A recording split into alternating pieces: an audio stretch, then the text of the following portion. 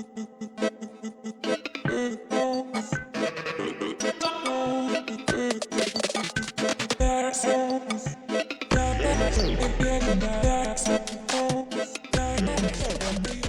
movie nerds, and welcome back to Cinematic Sarcastic, the podcast that talks all things movies and television. I'm Natalie, and I'm your host.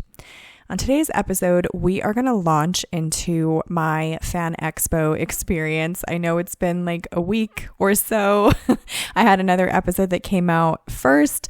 I debated on whether or not to drop another like pre-recorded episode that I had before jumping into the Fan Expo stuff, but I thought if I did that, I would never get to the Fan Expo stuff. I would just move right along because we've got quite a few things coming up this weekend as well. So I will be dropping kind of Fan Expo episodes haphazardly between other stuff, I have no doubt, because we have Mission Impossible coming up, the second season of Foundation coming up, just a lot of things that I'm super excited about. So couple of announcements before we jump into Fan Expo. One being, if you are listening on Apple Podcasts, I am aware that you guys are still mostly, I think, seeing the old logo. I can't for the life of me, fucking freaking Apple, man. I can't for the life of me figure out how to get it to update. I am just not tech savvy enough for Apple's ridiculous rules. It's probably just going to stay as it is for the time being until the channel gets popular enough that I can find someone to like help me figure it out. Apple is the only one that I feel like just does things different from every single other platform that hosts podcasts, and it's my thorn. Like, it is the biggest thorn in my side. I cried actual tears trying to get my original logo up on Apple. So trying to get the new one up is just, it is my nightmare. So just, you guys are just going to have to see the old logo. I'm sorry. Hopefully the new one comes up on individual episodes. I think I've seen it on there. But as far as like the main logo, it is the old one. I apologize. Second little housekeeping thing is for anyone that listens on Stitcher. They are like canceling Stitcher, I guess, or rolling Stitcher into Sirius XM. So if you listen on Stitcher, that will be going away. I'm not entirely sure of the date that it goes away, but it is sometime soon. So you either have to start following the podcast on a different platform and or start logging into SiriusXM and follow me on there. So those are just my quick little housekeeping things. And now we can jump into Fan Expo. So every single year I have like a separate bucket, a separate bucket of monies that I set aside. Most people do this for vacations. I do it for Fan Expo just because I have goals and stuff as far as the podcast is concerned. And I knew this year I wanted to really kind of lead with trying to make some connections, like professional connections, friendships, and all of that good stuff with people that are in the movie industry, celebrities, people that work behind the scenes, that sort of thing. I did make at least one really good connection that I feel pretty good about as far as like getting someone on the podcast.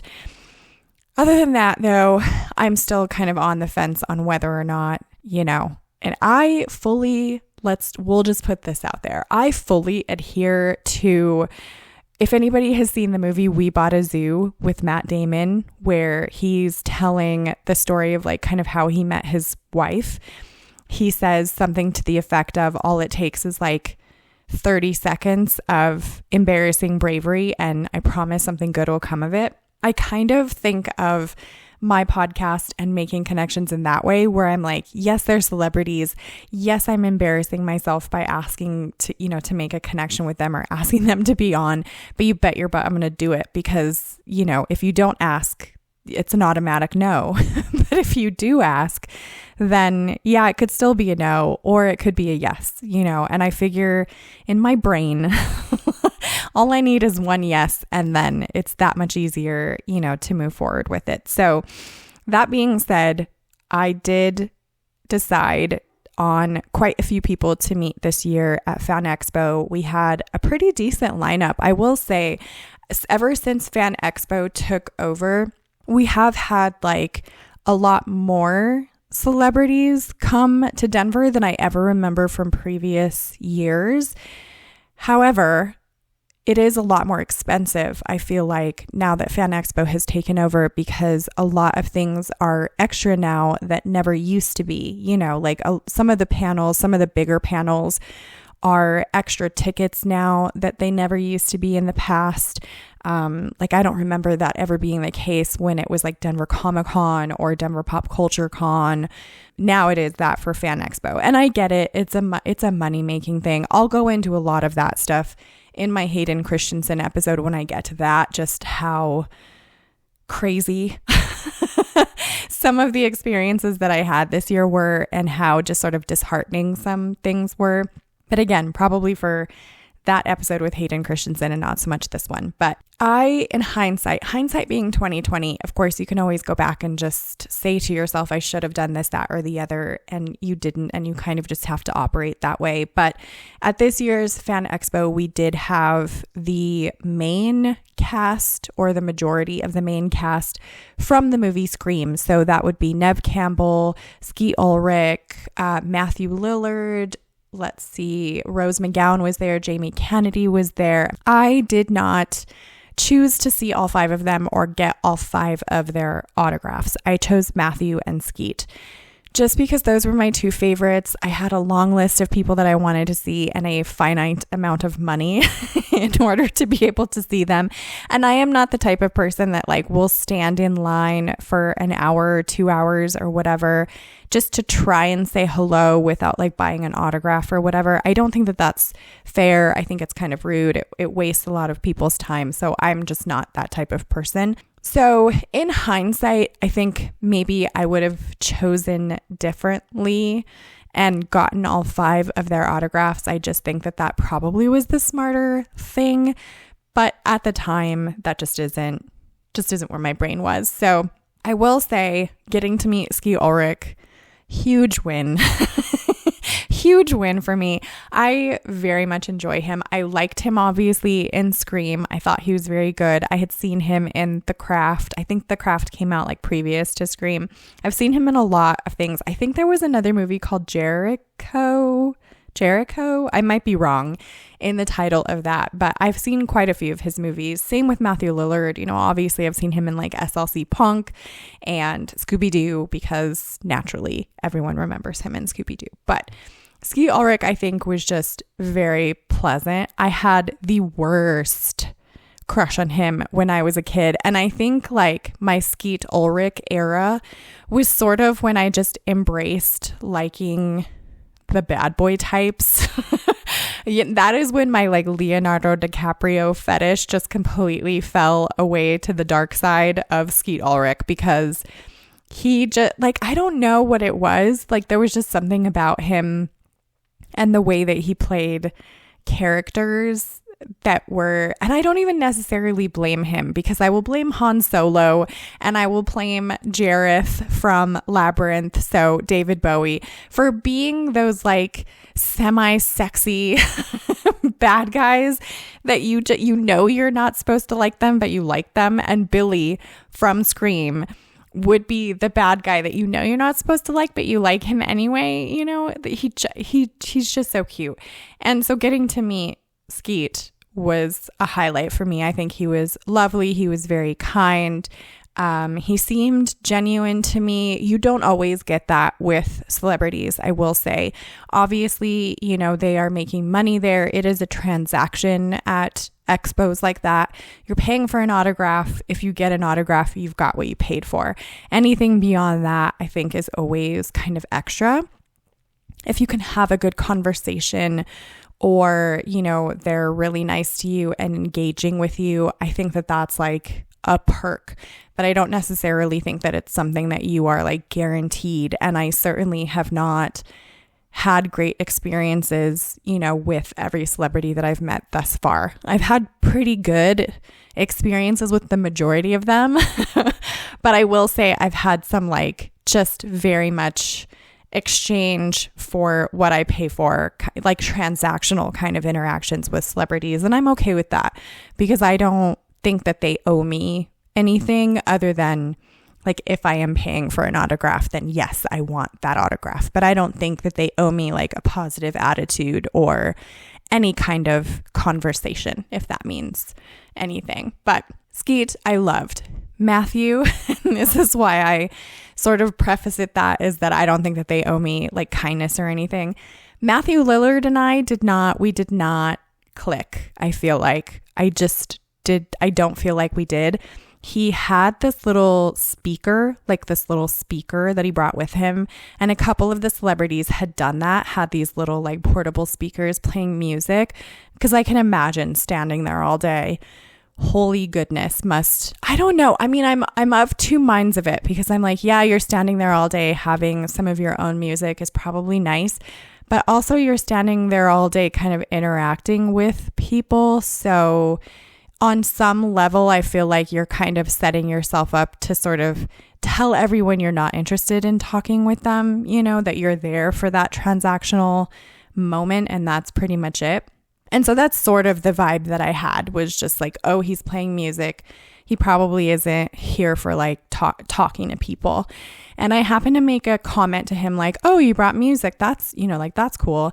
And he was like, yeah, you know, gotta bring your own stuff. And I was like, oh, you know the lyrics, because he was like singing them out loud while he was signing my autograph for me. And he goes, well, yeah, it's Justin Bieber. It's the best. And I just kind of looked at him and I was like, oh, I am not very familiar with Justin Bieber's songs. Like, that's not someone that I listen to. And his response to me was, well, your tattoos could have told me that. And I admit, little taken aback by that comment. He is the second celebrity now to have made comments to me about my tattoos. The first one being Samwise Gamgee. And I feel like at least it was a little bit different because Sean Astin, I feel like, approached it more, or at least his tone felt more like disapproving dad, you know, like, oh, you've got a lot of tattoo, you know, whereas Mathew Lillard, I felt like it was coming more from like a judgmental kind of thing, which I would just like to say for the record, sir, I listen to 80s pop music. I am not sure that is the vibe that my tattoos give off. Like, I really like 70s rock and like 80s pop music. And I feel like perhaps he made an assumption that my tattoos mean I listen to metal or screamy type tunes, and I don't. So like, for anyone who's not aware, I know I have posted a couple of photos on my Instagram, but I know not everybody follows my Instagram. I basically have 2 full sleeves, 1.5 sleeves, we'll say, because the bottom half, like from my elbow to wrist on my left arm, is not finished yet. There's line work there, but I haven't like filled it in and finished it yet. But my right arm and then my left arm from the shoulder down to the elbow is all tattoos. I have, my chest has tattoos, but none of those were visible at Fan Expo. So the only thing he would have seen would have been what was hanging out of my short sleeve t-shirt, right? So I don't know. I mean, maybe he took some kind of offense to me not being familiar with Justin Bieber. Like, I know who Justin Bieber is. I don't listen to a ton of current times music. I don't. I mean, I'm sure I have some that I like. There is a woman who does the song called Jericho, which I think is maybe why I'm thinking that's a Skeet Ulrich movie. I feel like that it still is though, but you know, and I think her name is Aniko. I want to say that's what her name is. She's someone that's new that I listen to, but for the most part, I really just like my Robert Plant, you know? Like, Robert Plant is God as far as I'm concerned. So yeah, I don't think that was what Mathew Lillard was getting at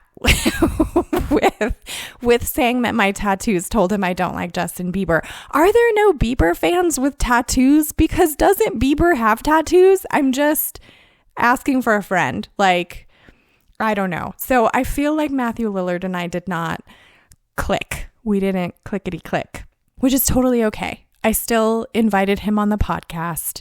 I don't think that he will come on. In fairness, I don't think any of them will. There were a couple, like Skeet Ulrich seemed nice enough about it and said he would be in touch about the podcast. But I don't know that I take that too seriously because he's famous and I'm not, but you gotta put yourself out there is my whole feeling about it. So, and at the end of the day, I am still super happy that I have both of their autographs. They signed actually like an 8x11 and 8x14 tiny like miniature poster version of the front cover of Scream, the movie, for me. So I will hang on to that for sure. And if any of the other members of the movie do come back in like future years, I would love to just bring that same one and eventually get everyone to sign it. I would love also to like get Drew Barrymore because she's on the front cover. Mathew Lillard isn't. So I'm fairly certain that he signed it over like Drew Barrymore's face or at least like where her body is, because he's not on the movie poster for Scream, even though he's like a main cast member. And Drew Barrymore is in it for like just the beginning. But I think back in like 1996 when the movie came out, she was super, super popular. And so she would have been like a headliner name, of course, for that film. But yeah, in hindsight, again, I wish that I had gotten everyone's autographs that was there from the movie Scream and not just the two boys. I'm happy with the two boys for sure. I would stand in line for Skeet Ulrich all day and all night. Like if he ever came to Denver again, I would just get like a different poster, like maybe one from The Craft or something, and stand in his line all over again because I enjoy him. Like he was very kind and just seems like a genuinely good dude, So yeah, those are my experiences at Fan Expo Denver with Skeet Ulrich and Mathew Lillard. I'm not sure exactly what order I'm going to go in. I was going to say, like, I'm pretty sure that I knew who was going to be next, but I'm not sure what order I'm going to go in for these. So you guys are just going to have to be surprised because I just don't have the brain capacity to think of what order I saw them in at this point. I'm very sorry.